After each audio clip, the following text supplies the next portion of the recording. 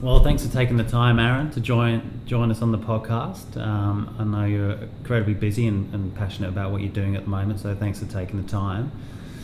Mate, I want to share with you how I came across you, because you've been talking about this sort of holistic health, the importance of good sleep and nutrition for a long time, right? How long have you had your studio? Studio here I've had now over 10 years. 10 years. And that's going well. I've been a coach since I was 18. Yeah, right. I came out of I left school very young, 13. I kind of dropped out, like skateboarding, had lots of older friends and they were kind of just ditching school, whatever. And so I kind of jumped on board with that. And then around 16, I kind of realised that this is not the way forward, and I actually got a skin condition all over my body. Right. And that really shifted me, and I was, experimenting with drugs and eating really badly, eating McDonald's, all of the things that teenagers do. And I had this condition, and you're very self-conscious at that age.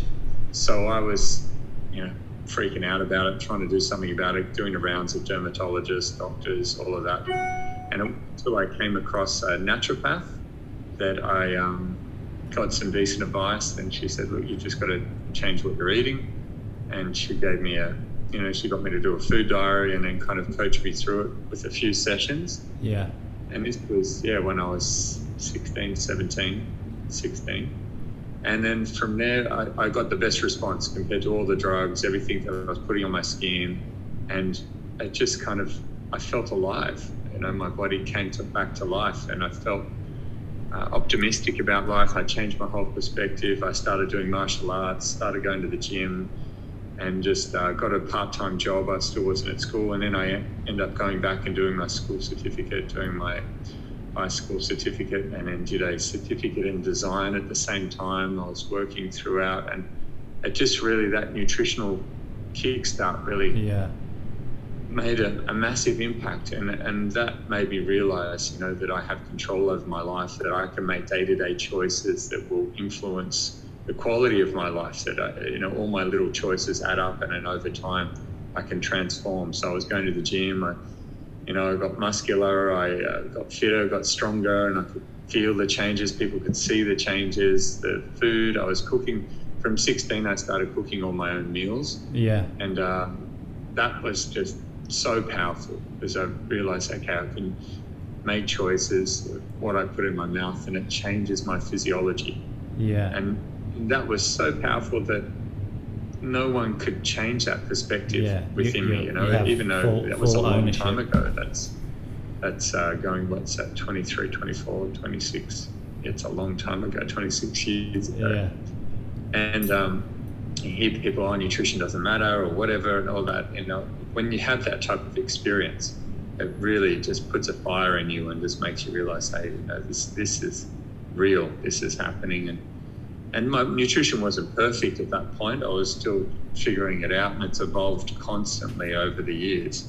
But just going to whole fresh foods and being more conscious and preparing foods myself and eating my own meals was enough to transform my physiology and my outlook and my mental perspective of life. And, at that age, a lot of kids get depressive, they're emotional, the hormones are jumping around, and it really stabilized me and transformed my outlook, which was so powerful.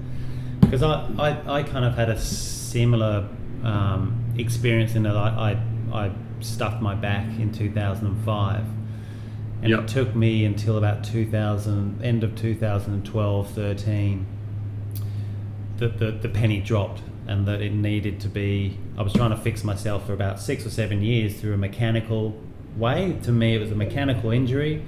So the remedy or the solution was a mechanical modality. So massage, stretching, acupuncture, osteophysio, all the sort of traditional. With pretty limited success within that 7-year period. I might have like a little slice of sort of, more mobility and less pain. But overall, I wasn't moving the needle until I looked at my nutrition, which was end of 2012.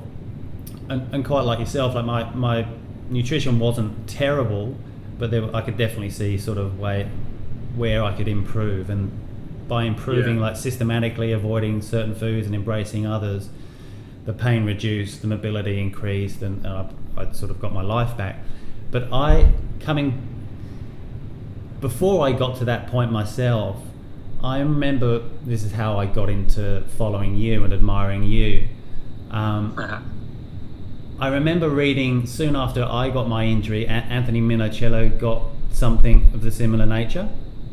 Yeah. Which, you know, for anyone that doesn't know, Anthony is a fantastic rugby league player, played for the Roosters for many years, and then he got his ability to play got rudely interrupted when he got this back injury.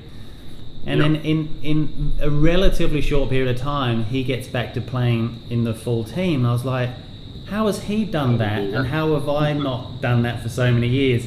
And so I traced all these news stories back, and it came to you.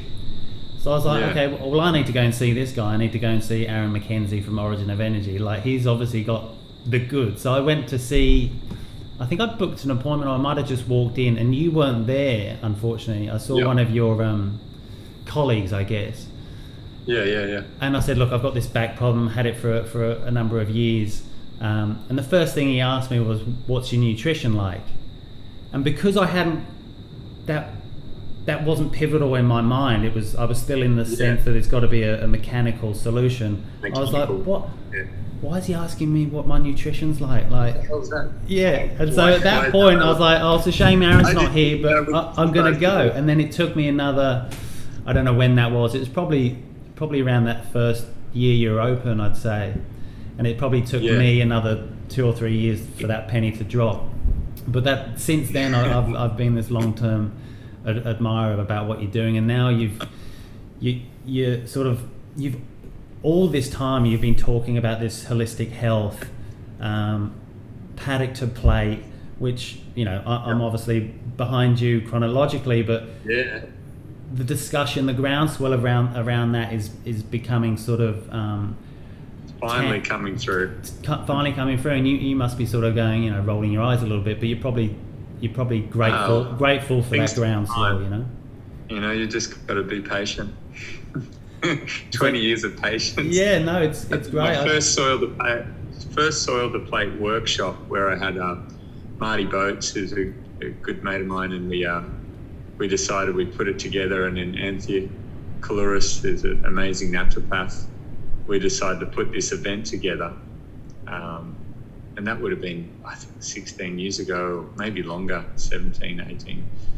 And, you know, we were going around visiting farms. I spent a good 3-year period just visiting all the farms within maybe a 5-hour drive of Sydney. So I just fell in love with this whole process. Yeah, and Marty from Longrain, amazing guy. Yeah, he's still doing amazing things with that whole kind of concept, and he made the jump and got on the property and made it happen. It's just beautiful. Yeah. But it was just so obvious to me that, you know, what people are eating, where it's coming from, the soil it comes from, and the process of growing it, all the things that go into it, was the path to health. And finally, like you said, now people are starting to get it. You know, the good soil makes good plants, it makes good animals, makes healthy, happy humans. And 20 years ago, I was right into, you know, I did the Czech certification, and one of my key kind of role model and mentor teachers was Paul Czech, and phenomenal guy, a bit out there in a lot of ways, but you know, love the guy. He's amazing what he's done. And but he was big on you know, whole foods and really promoting the work of Weston A. Price, and that led me down the path of the Weston A. Price Foundation, reading Weston A. Price's book, Nutrition and Physical Degeneration, and every page in that just confirmed what I'd already felt previously from 16, that, you know, my nutrition was pivotal for my health, and that you know, people need to get into this, and getting a human being, you know, this is what I, you know, came to realize, that all a human being is an expression of this ecosystem and the environment that it's connected to.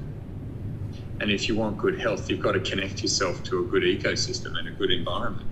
And that's the relationship you have with the people around you, the movements that you do to navigate that environment, and the food that comes out of that, and how well and how healthy that environment is. How well does it harvest sunlight and convert it into food? The water that's in that environment, the air quality, the soil health, the capacity for it to recycle nutrients, the law of return, so dead matter returning to new life, returning to make organic matter in the soil and for new life to sprout. And then the human consuming the plants and the animals from that ecosystem and being an outgrowth of that. The ultimate expression of life on this earth and the meaning of life. We're trying to know ourselves and understand this experience. And all of that was just so evident and so clear. And I'm still trying to figure out a way to express that. That doesn't make it look like like some simple way of just helping people understand that they're not alone, that you are an expression of that ecosystem and you're interconnected with the environment. And in the modern world, like I'm sitting here in my gym in Bondi Junction, and my connection to an ecosystem is through the food that I eat, obviously the air that I'm breathing here, the plants that I've got around me, the water that I drink that's filtered, that's got minerals in it, and the sun that I lie in, that I walk in, and the people that are around me, that all of those things are me. I'm not separate to those things. Yeah. I'm one and the same. And then within my own ego or whatever that is that makes me feel separate, I make choices as to how I interact and how I think and feel about those things. But ultimately, the physical body that makes me up is that. Well, we quite often... food that I eat from Dom's farm, is the meat that is consumed that comes from the animals that eat the pasture, that the pasture reaches down with its roots into the soil to draw those minerals out. The sunlight that shines on, the air that's there is coming into my body. And people want to get healthy. We can't go back to being in tribal cultures and societies where we protect our territory and that's our expression. But in the modern world, it's who do we support? Who's farming? Whose farm are we connected to? And most people are just shopping at the supermarket, just have no idea. And even all the, the so-called health gurus are eating food from all over the planet. All these superfoods coming from farms that are ruining the soil and, tilling the soil to grow these crops, these plant-based agricultural crops that are monocultures. They may be organic, biodynamic, whatever, but it's still tilling the soil and ruining the planet. And they're eating from all over the planet. And it's such a contradiction to this thing. So, eating. It's not that I'm anti that completely, but the bulk of what we should be eating should be local and should be where we are, within a 3-hour driving radius at least. And that's more than possible. Doesn't matter where you live on the planet.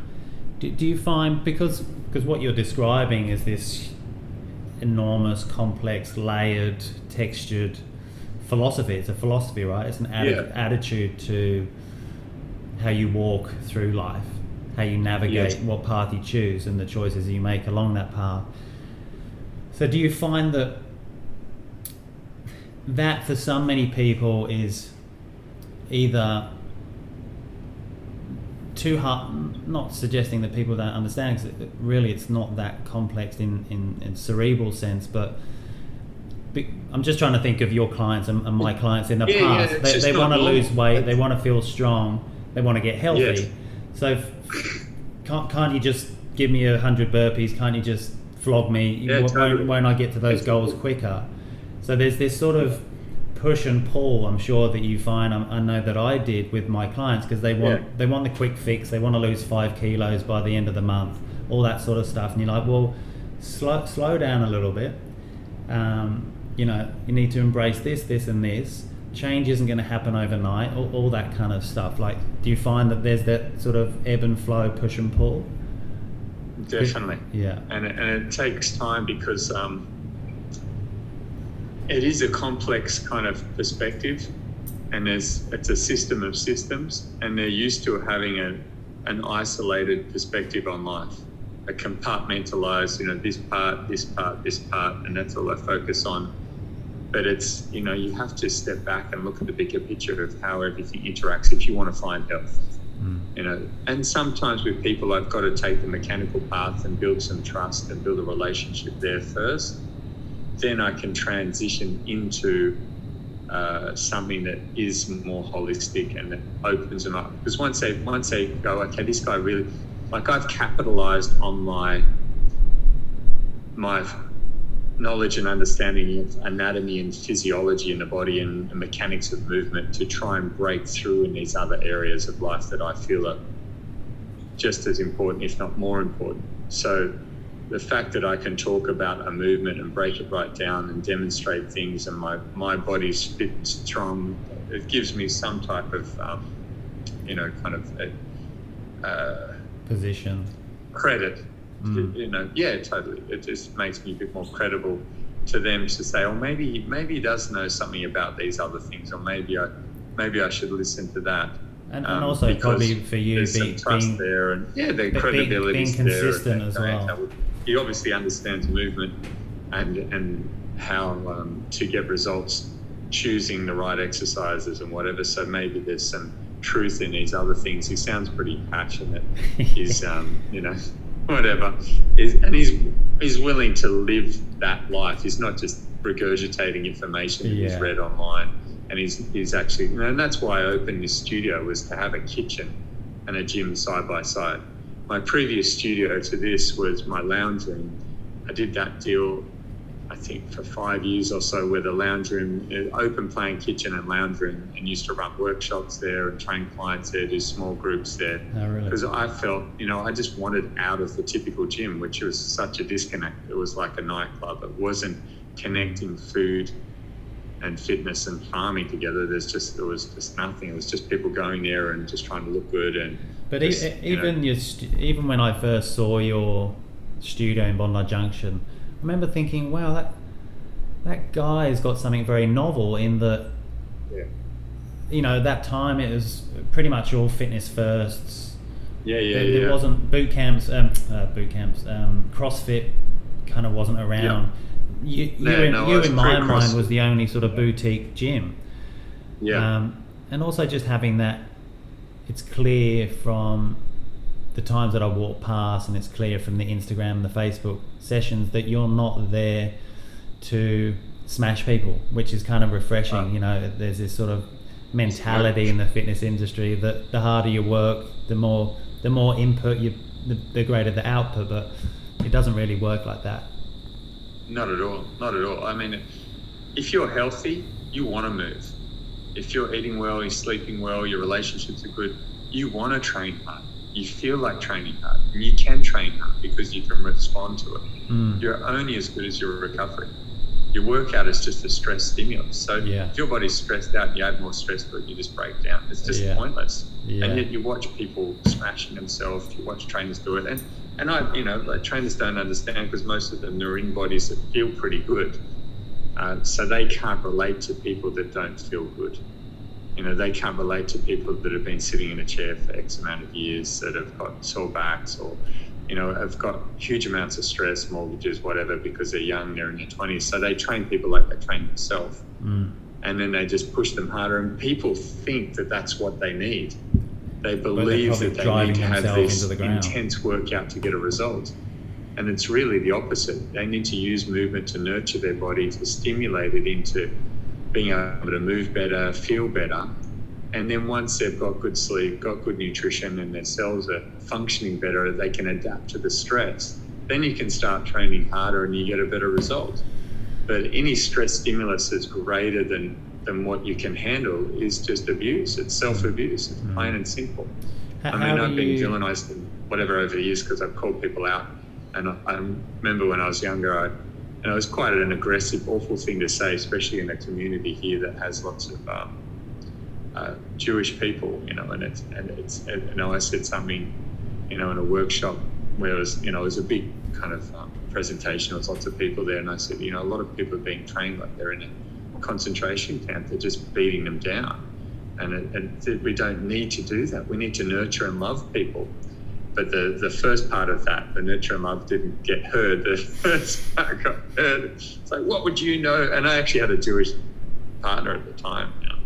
So it wasn't anything racist or anything like that. It wasn't saying that, like, this is what it is. It's just to try and help people realize there's no point beating ourselves up. We need to nurture one another. Yeah. We need to nurture ourselves in our own mind, and we need to stimulate the body into good health. And I've tried to convey that message over and over again, but you still see people out there just looking for that quick fix. And I think a lot of that comes from when you're in your 20s and late teens, and even for some people early 30s.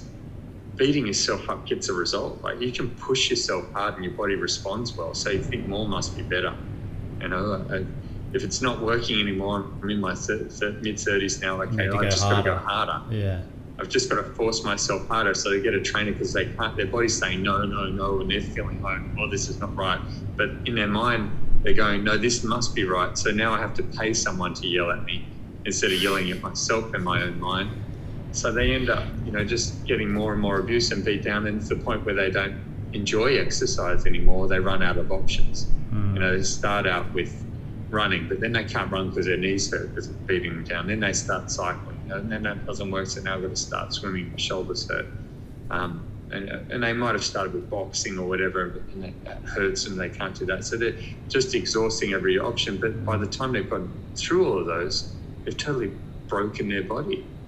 And then if their training is a compensation, so they're maintaining a leaner body because they're overtraining, and they haven't dealt with the alcohol they're drinking or the crappy food that they're eating, then all exercise is compensation for those bad lifestyle habits. Yeah. So then when they run out of exercise options, it just gets harder and harder and worse and worse. And then the mind doesn't function well either, because it's dependent on this healthy body and hormonal system. And when the body's hurts to get going every day, you need more coffee, you need more stimulants, body's breaking down, you've got more back pain, you've got more neck pain, you've got more shoulder pain, the joints aren't regenerating, life is just miserable. And it doesn't need to be that way. Most people think, oh, it's just getting old. It's not getting old. You've been abusing yourself. You need to start loving yourself. Can I ask, you clearly have the nutrition down pat and the exercise, and you get out, you have good relations with your partner and friends and clients, no doubt. Obviously stress is a big driver of health or otherwise. What are the sort of tools and the tricks that, I'm assuming you kind of manage stress reasonably well, but I'm sure equally you're not bulletproof either. So what are some of the strategies? I learn more every day. I stuff everything up. How does your stress manifest? My partner all the time, my wife, and arguments with my 4-year-old son. I'm human, man. Yeah. There's no way I'm bulletproof. But I just keep getting up and just keep trying. I think that's the main thing, and keep refining it.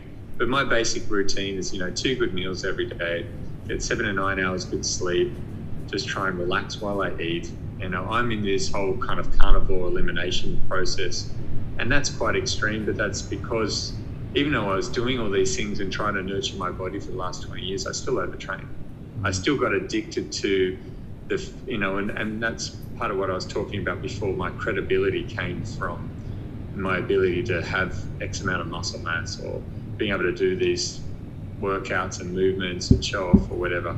And I was addicted to that as my identity, and that was self-destructive. It was overtraining. It was pushing my body too hard past the point of what it could recover from. Yeah. And then in order to maintain, like now I'm 80 kilos, so I got up to 100 kilos at one point. Of just trying to be as big as I could. And you can look at YouTube videos that it looks like I ate myself, just big, but in that process of overeating, even I was eating all nutrient-dense food, and I was in my bodybuilding phase at 3 liters of raw milk a day, 30 raw eggs a day, a kilo of raw meat, then 2 meals on top of that. And I did that for 6 months straight. Wow. Just trying to get as big as I could, just experiment. How did you maintain a degree of leanness? I was still pretty lean. I was not like I am now. I was, probably got up to around 15% body fat. So I was never overweight or anything. Yeah. It was all good food, and it was quite hard for me to do that. Like, it was just every day, just forcing myself. Just lifting heavy. I wouldn't recommend it at all, but that was just, the younger me just trying to prove myself.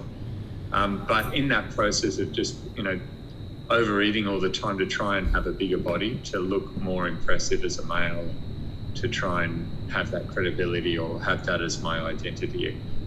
Even though I was eating good foods, it still took its toll on my digestive system. So I think from years of doing that, there was some level of abuse that occurred to the point where about 3 years ago, I started getting symptoms of an autoimmune condition, where I got getting psoriasis and inflammation in my body.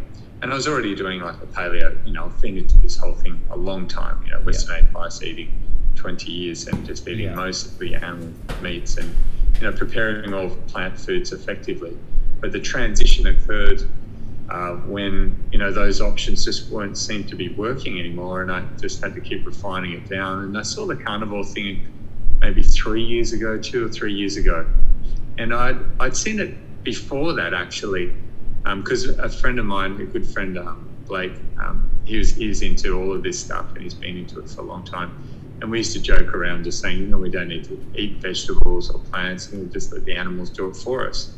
They're the nutrient condensers and they've done all the work, so I just eat them and let them go around. They can do all the ruminating and chewing on stuff every day, and I can just make my life more effective. And we always had that kind of joke, but I still had a certain amount of plants in my diet, and I just and in the back of my mind it's like, I don't think taking them out completely would be the right choice. And there was always something, I was saying, no, I should just keep a certain amount there for good health, the microbiome, all these, plant phytonutrients that I need, all of that. And then I started reading and researching and thinking, maybe there's maybe I don't need them. And then I tried it, but I was still having chicken and pork and all different meats and eggs.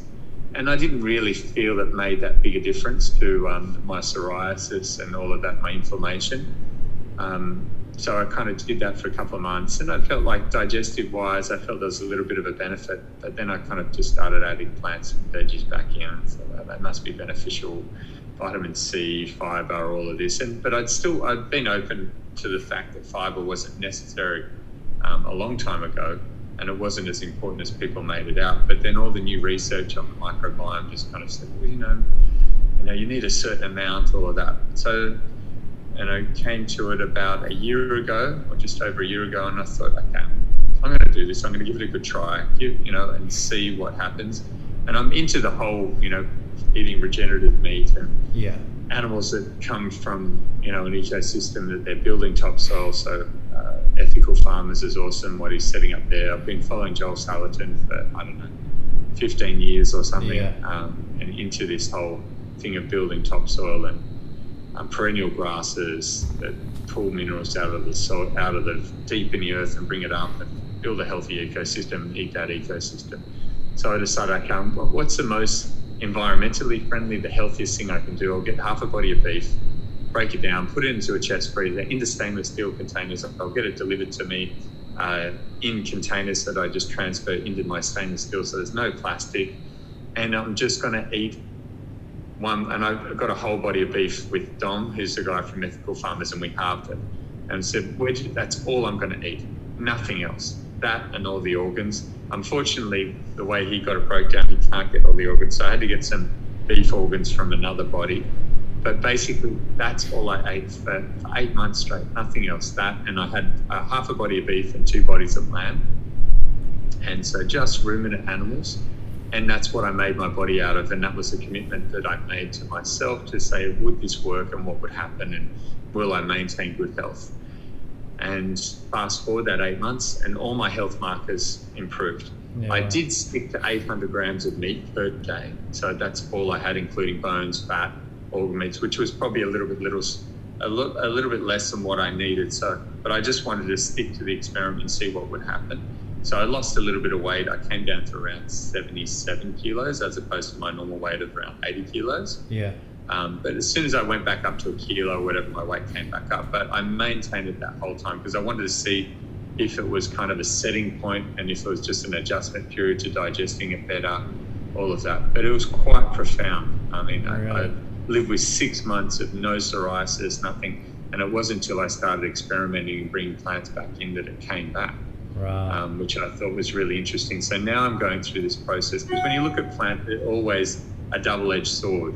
So, whether it's phytates, whether it's histamine-forming foods, or foods that have histamines in them, or foods that stimulate the bacterial production of histamines, whether it's oxalates, whether it's salicylates, whether it's FODMAPs, every plant-based food has a side effect that all traditional cultures figured out, not because they knew the science of it, or the science of the time was their traditional methods of preparation: soaking, sprouting, fermenting, cooking in a particular way, preparing the food in a particular way to make it more digestible. So that way the human digestive system could handle it. Whereas meat is just something that your body just, if it's especially ruminant meat and organ meats, besides the tougher cuts, which you need to slow cook or whatever, or just chew on for a longer period, or the collagen that you can use broth making techniques to get the nutrients out of, and slow cooking techniques. But all of it's highly bioavailable without any side effects. The next stage, I'm actually getting it today, because I've alleviated everything, but I got a pressure cooker, because I've been doing on my method, because I didn't want to waste one bit of the animal. So when I break it down, it's all broken down. So I'm eating everything, all the bones, all the connective tissue. So I had raw the first day when I defrost. Second day, it's a little bit more defrost. So then I'd sear it on the outside. The third day, I cooked it all the way through. Anything that's a chewier cut, I put it back in the freezer, and then I'd slow cook that. So what are you eating raw? The meat, everything. So, but it's partially frozen. So the whole meat, I ate the whole body on the first day. So say I have these containers, they're 3 kilos. I take it out. The first day I ate everything raw. The second day I just sear it lightly on the outside. And then the third day I cook it all the way through. What cuts are we talking about? And then that's all the organs, all the fat, everything. Right, okay. Which is quite controversial. But once you freeze things, and I knew the source, it's not like I was having minced meat from whichever, factory coming out of wherever. But very healthy. All that. I wouldn't recommend it to people unless they know the source and they know the process. So the big thing with this as well, which is very different, is that animal is processed and straight away cut up and frozen straight away, not aged at all. So no histamines forming. But that's what I'm getting onto now, is that why I'm going to pressure cooking it, because when I do my whole broth technique, I have all the slow cooked meats and the bones, the bony, tougher cuts, and I have all the meat off of connective tissue, and then all the bones I would do in another 2-day broth. So you have it in water, no salt added when you do the broth with the bones, so you get a bit of pull on the minerals. And I did the 8 months without any acid. So usually I add apple cider vinegar, which I've gone back to now, so you get more minerals coming out of the bones into the liquid. So I did it that period, but still it's 24 hours for the slow cook on the first part, then another 48 hours I do on a broth. So you still end up with all these histamines. So that's a problem for a lot of people and me. And when I was doing the strict carnivore diet and just doing a small amount of broth, that was fine. I was having about 100, 200 meals a day. But since this coronavirus thing came up, I thought, okay, I'll increase my broth and promote that, have 500 meals a day. So I'm having a lot more broth, and just, but using that method, I found my histamine levels came up, and then I started getting all these reactions. So the psoriasis coming up. So now I've switched gears to, when I make the broth, I put it into these silicone containers and freeze it, so that way I can have it daily. So it's all frozen straight away. And now I'm going to experiment to get into using the pressure cooker, which does the slow cook stuff really fast. So instead of 24 hours, I can do it in 4 to 6 hours, the slow cook, and get the same kind of tenderness and all the collagen all coming apart. And then the broth I can do in 6 hours instead of 2 days, to make it that way. So that way I can, and then straight away after I finish it, I freeze it so I don't get histamines raising, which is quite a big issue for a lot of people, and I don't even realize it. Most people think of histamines and antihistamines, and they think, okay, just sneezing, just like kind of block sinuses or whatever. But it can manifest in all different ways in any tissue in the body. And for me, it wasn't so much that. I got a reaction if I have eggplant. I always thought it was like nightshades with the issues, because I get it with tomato and eggplant. But I get the top of my mouth and just this kind of feeling like just really swollen in my mouth every time I have eggplant. But it turns out, eggplant is also one of the histamine stimulators, and I get it from avocado, all these different foods that I used to be, histamines are something, once they come up to a certain amount, then you've reached your threshold, then all the things that raise it slightly, you get a reaction. Yeah. And that's what was happening with me, because I was having broth and I was experimenting with all the kind of carnivore transition foods that are supposed to be the safest, kind of autoimmune paleo type foods. But even lemon and avocado was getting a reaction. So now I'm down to carrots, zucchini, bok choy, they all seem to be fine. Right. And then this pressure cooker will come, hopefully today it arrives, so I can get into that, get that going, and have a good system for helping people that are out there, because most people don't even realize what's happening in their body, and they just think, I'm just getting old, and it's just, I've just got to live with it. But I've gone through enough healing and just refined things to know that there's so much that you can do with nutrition, and it's not just for body composition, but all the joints in your body. I've got a significant neck injury from overtraining where I bulged discs quite bad, and I've got significant degeneration.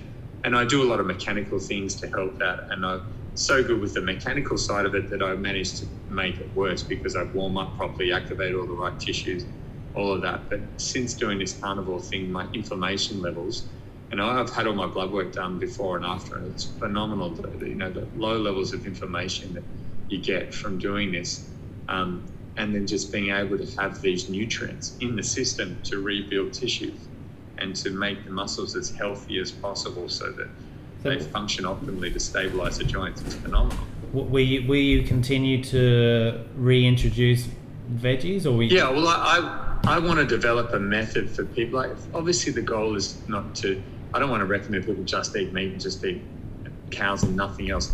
And it was surprising to me. I thought I'd be bored with it, but after doing it for a couple of weeks, I just fell in love with it. I just felt so good. And maybe it's just because I felt good, but I didn't feel like I was missing anything. And I still don't. Like, I can eat that way and I feel good. But what I know is that from the feedback from everyone, people just think I'm nuts and crazy and whatever. I've got to find a method that I can help more people with. So an elimination diet process of being able to make the diet as broad as possible, but a process of understanding your own body and how you take everything out and then add back things one at a time, the 5-day cycle or 3 to 5 day cycle. So you really feel, what is this food doing for me? And Aaron, that requires come up. Yeah. That requires a sort of high level degree of awareness, body awareness. Yeah. Which for a lot of people, that's kind of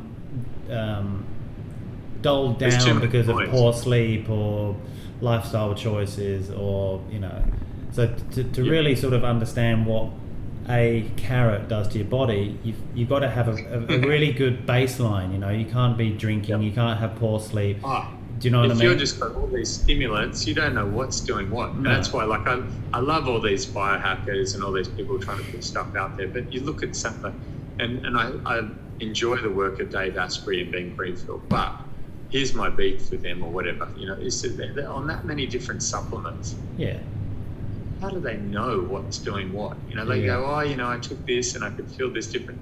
And I'm sure when you're doing one thing at a time, you can figure it out. And that's what I found with this, why I've felt it was so good, because I kept to the same training program and the same kind of routine every day that I had, it's on a weekly rotation. This is what I'm teaching online now for free for everyone, is what I do and how I teach in the studio and sharing that with everyone. But then the food thing was 800 grams a day, 2 meals every day, exactly the same. So any little change outside of that, I had so much sensitivity to, because I got this kind of baseline that's well, you've the same controlled every all day. the other things. But when you're taking it, and I had no supplements in that time besides the only supplement that I had was salt, Celtic sea salt. And part of the reason of that is that people aren't drinking the blood of the animal. The animals that they're eating are drained of the blood, so they don't get it there. They're not drinking, water from natural springs and streams. I'm having filtered water and adding the minerals back in. So I put the Celtic sea salt in there, as well as the magnesium I have every day, because the soils are depleted. So the roots that are going down in the soil to pull those minerals out aren't getting that magnesium because it's just not there.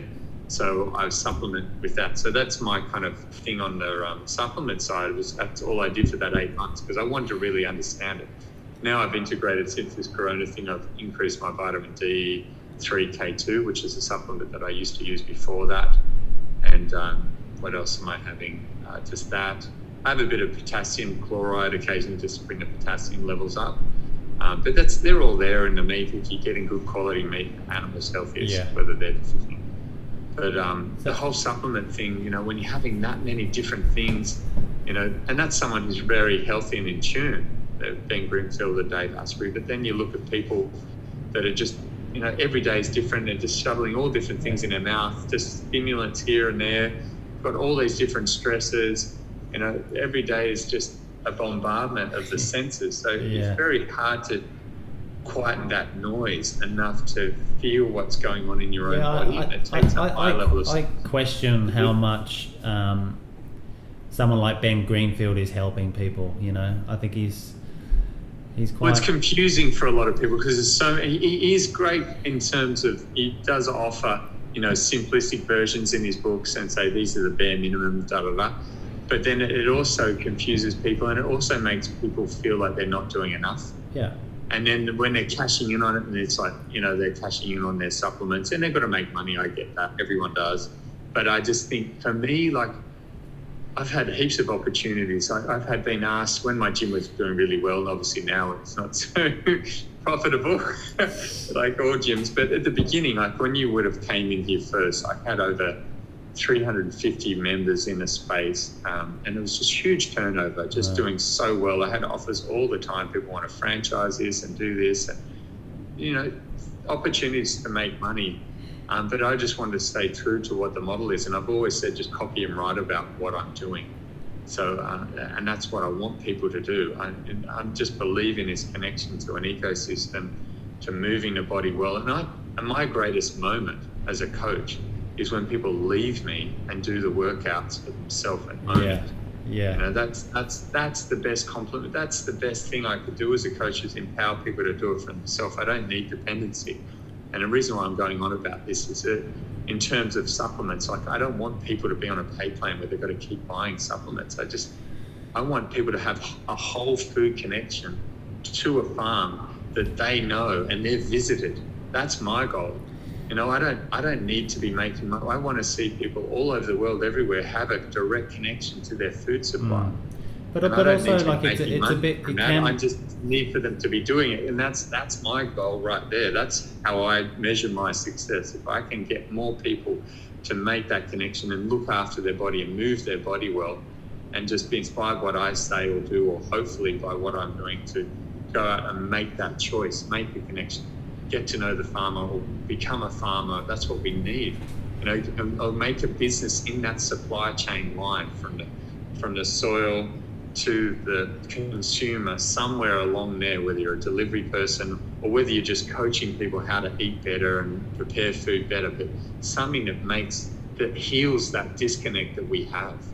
That's where we need to make the money. I think the sort of fixation on supplements sort of goes back to my point that people want a quick fix, but the supplementation should be, once you've looked at your diet and it's predominantly whole foods and it's ethical and sustainable, you're getting good sleep. That first. Then training. Then it's supplementing that. That's the 1-2%. The rest will occupy about 85-90% of your optimal health. Like, focus on that. But the thing is that's an attitude change. That's a mentality. All that tough stuff takes time.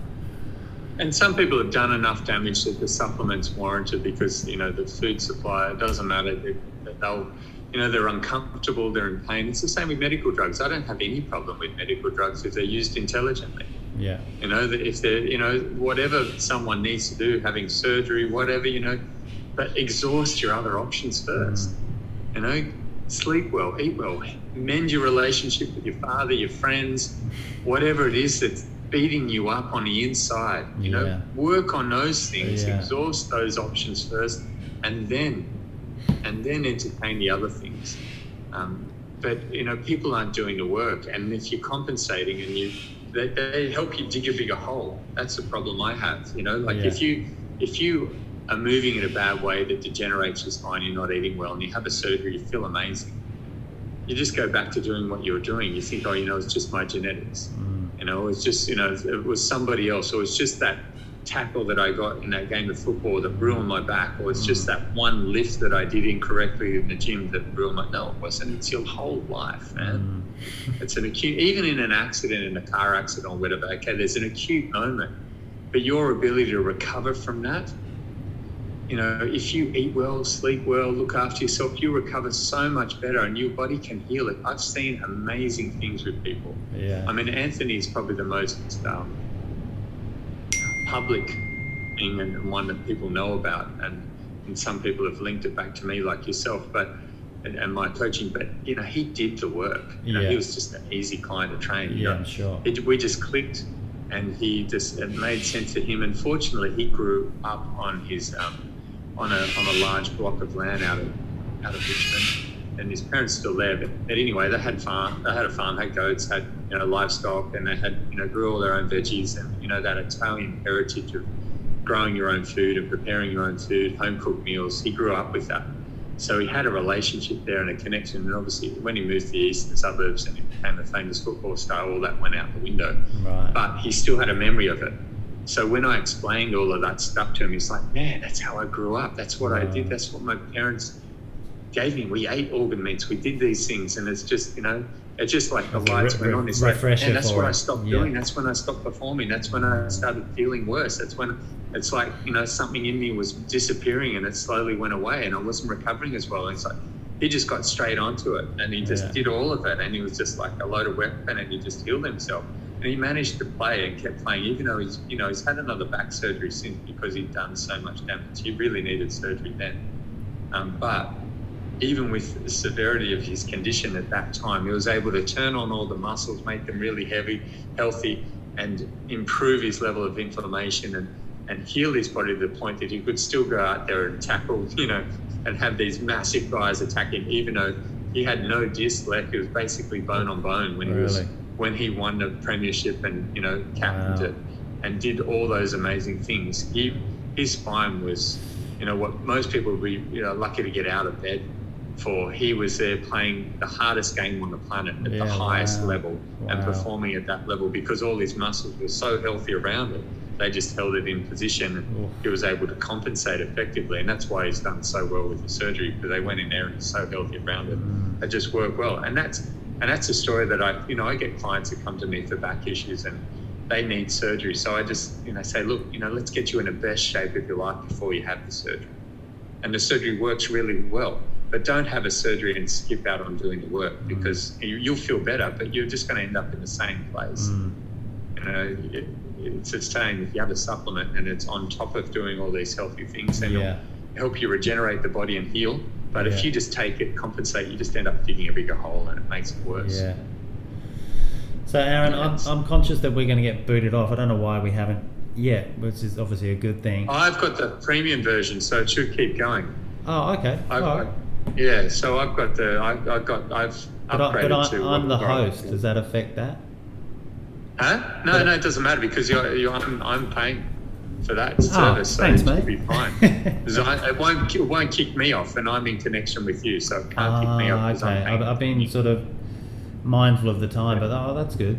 Yeah. That's cool. That's still heaps of cool stuff. Anyway, I just want to get across to, obviously your gym's not open at the moment, but I want the listeners to check you out and join your sessions, because I've done a few now, and they are cool. I train several times a week and have done for all my life.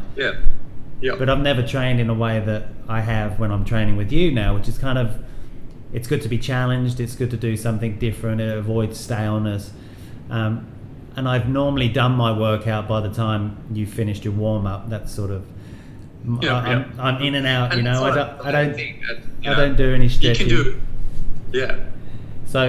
So you do Monday to Saturday, 9 o'clock live Facebook workouts, Origin of Energy.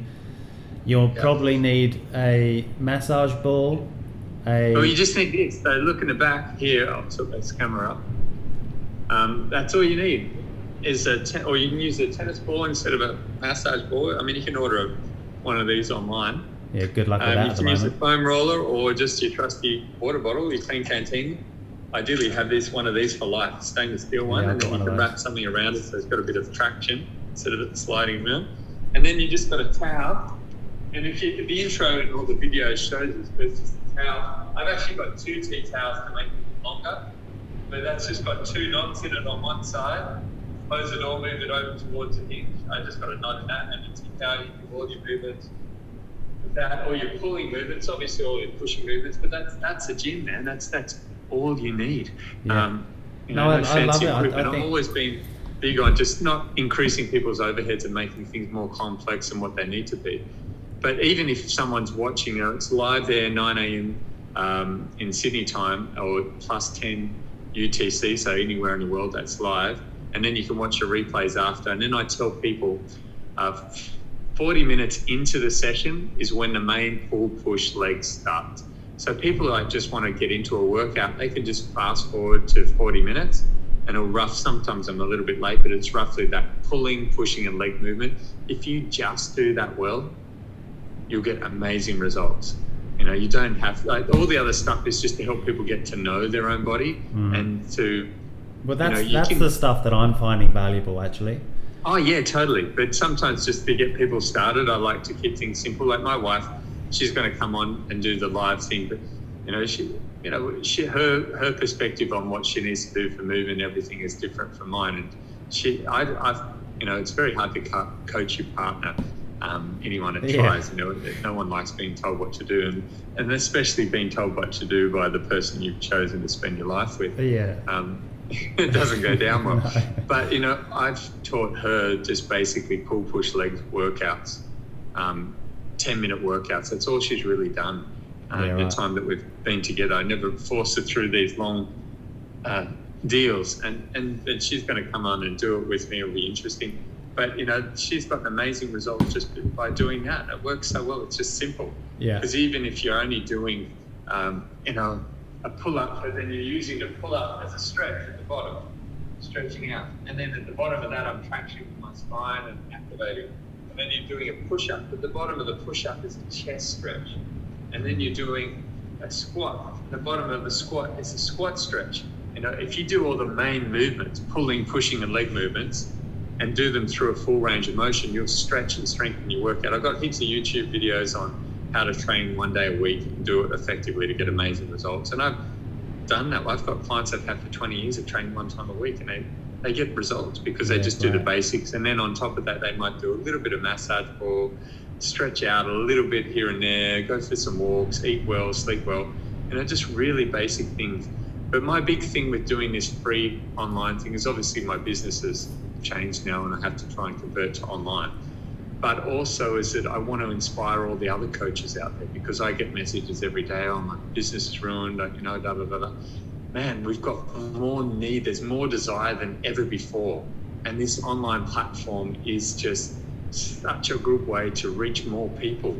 Because if you look at the stats, you look at America, they've got, in terms of metabolic health, 12% are metabolically healthy in their whole population, 12%.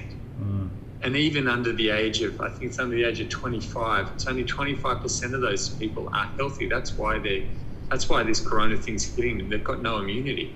And that study was done, and what they looked at was central adiposity. They looked at blood pressure, triglycerides, and they looked at HDL cholesterol and your abdominal girth.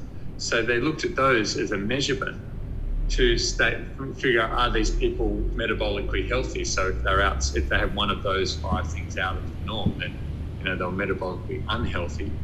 And that's scary, man, because they're just time bombs. And the thing is that once you've got that level of unhealthiness, so you've got those risk factors there. If you've got hyperinsulinemia, you've got any type of metabolic derangement like that, and especially with insulin resistance, you increase the amount of ACE2 receptors in the body.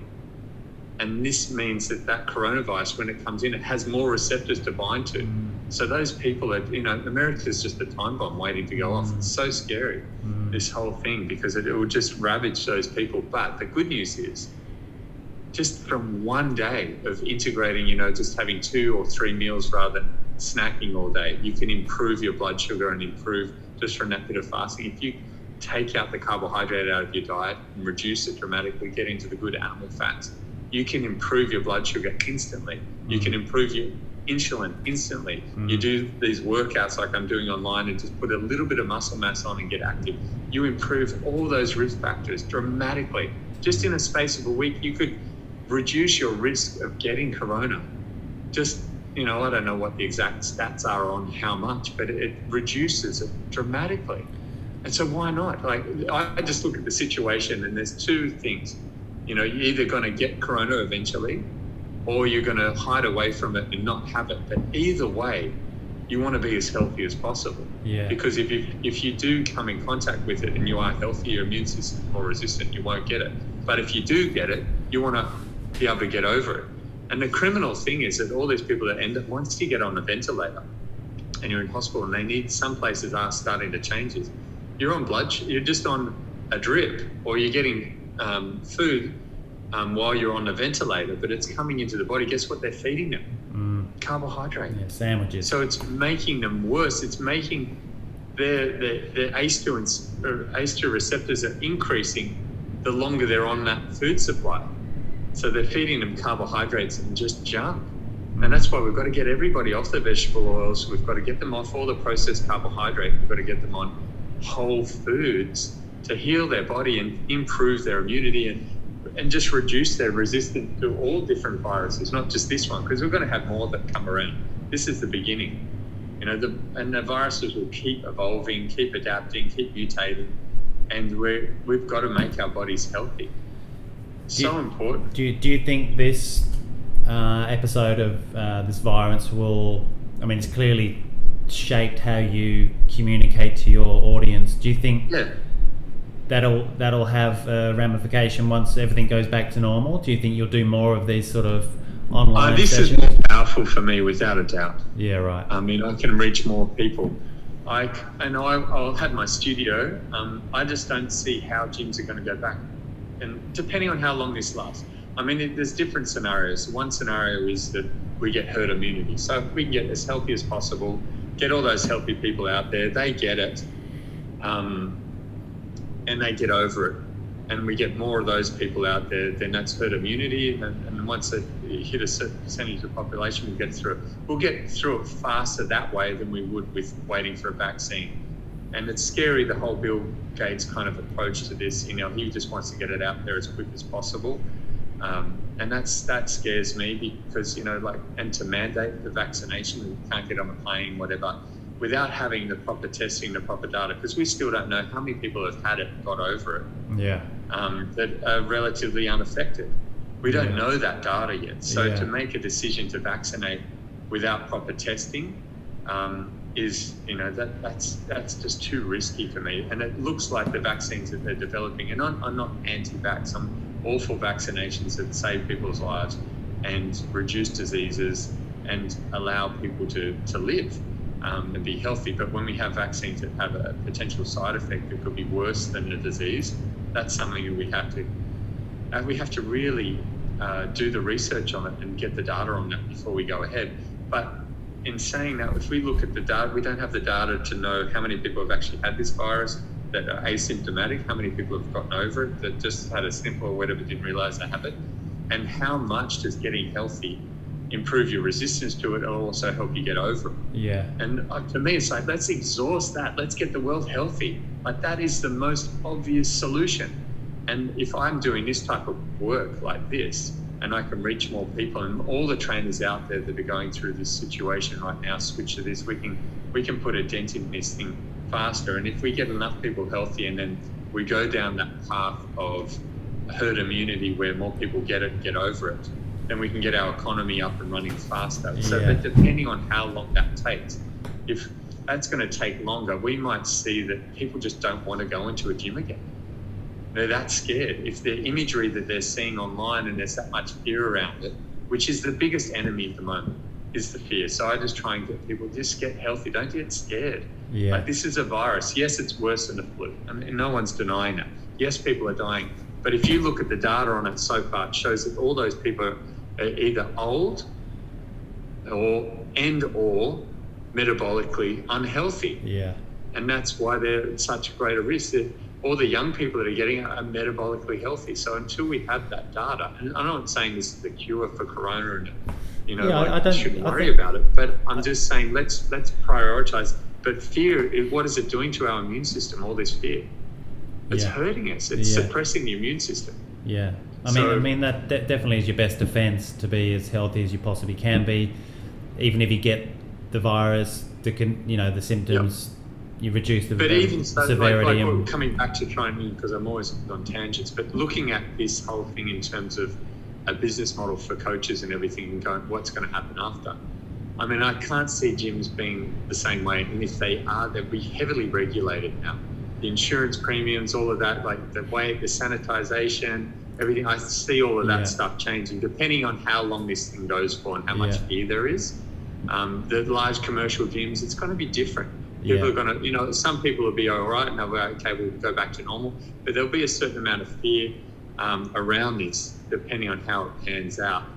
But in terms of, I've really enjoyed this. Like, I have one-on-one consults with people in their homes, and they walk me through. We get their home gym sorted out. We go into their kitchen. We have a look in the fridge, and now I'm more connected to these people than when I was when they were coming into the studio, because I'm in their house. I'm setting up their home gym space. So that might be someone who's been training once a week in the gym, in the studio here for a long time, but now they're getting better workouts at home, and they're getting more consistency because I got into their house. Yeah, you're seeing what's in the fridge and the pantry. Virtually, they're on their phone, but I saw their fridge, and there's a stronger personal connection. This is where I see there's so much potential for all these trainers that are out there that are freaking out because their businesses are gone to crap or whatever. There's so much potential, not just these huge, Zoom classes that's cool too. I'm doing that where it's an interactive class with Zoom, or they're just doing like the live thing like I'm doing, and then they're just getting people to pay for a live. But that's just a follow along. I mean, I'm doing it, I like it, but that interaction is what people need. And that's where there's huge potential, because I can have people following me on YouTube, Facebook, Instagram. That's great. There's a stimulus there, but it's still a follow along. There's still risk potential, but it's not individualized. So whereas when I do a Zoom class, I've got up to 12 people in it. I can see everyone, and I can cue them. This is what you need to do, just like I would here in a studio. Yeah. And if it's a one-on-one session, I can really cue them, and I can connect with them emotionally. It's not ideal, but I heard that there's that thing going around that said, we're physically disconnected, but socially united. If we can do this right, let's use technology as a tool to keep that going. And I just see there's so much potential for this online thing. There's never been a demand. If I wanted to build an online business before, there was demand there, but not like there is now. Yeah. Like to get healthy, but also to use the online medium. Like, there's all my clients that are doing these online classes with me now. There's no way they would have done it before. So I'd just come to the studio. Why would I do that? But I think credit to you is that with everything that you do, you're consistent.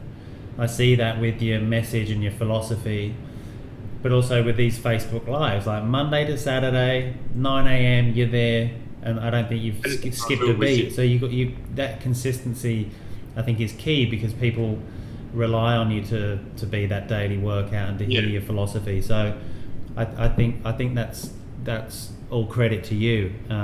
So good on you, Aaron. Well, it's credit to the farm that I get my meat from. It nourishes me. It inspires me. It fuels me. It's a credit to this planet, to all of us. It's so beautiful, and people, they just don't realize what this is. It's all for all of us, Yeah. Well, good on you, Aaron. Yeah, man.